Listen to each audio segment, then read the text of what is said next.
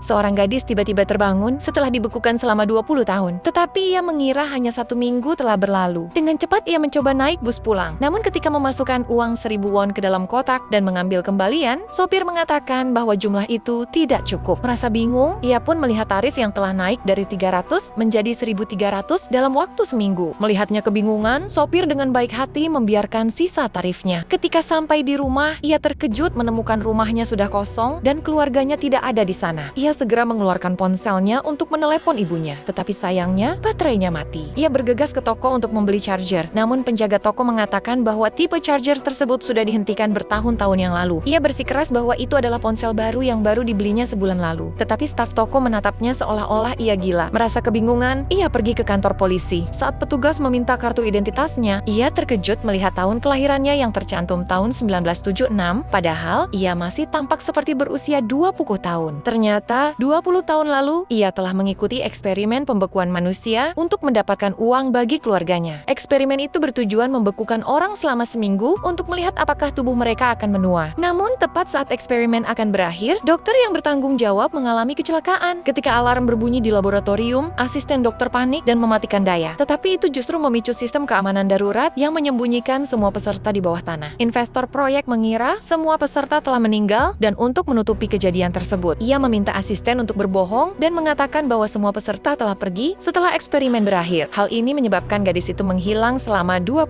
tahun. Polisi dengan cepat menemukan nomor telepon ibunya, tetapi panggilannya langsung masuk ke pesan suara. Gadis itu meninggalkan pesan untuk ibunya dan kemudian pergi ke sekolah lamanya. Melihat semua perangkat elektronik modern yang digunakan orang-orang, ia masih merasa terpana. Namun saat melihat spanduk dengan tulisan tahun 2019, ia sangat terkejut dan saat itulah ia menyadari bahwa ia telah tertidur selama 20 tahun. Tepat pada saat itu, ia melihat adik laki-lakinya. Tetapi bocah kecil yang diingatnya sekarang telah menjadi pria dewasa, sementara ia sendiri tidak berubah sama sekali.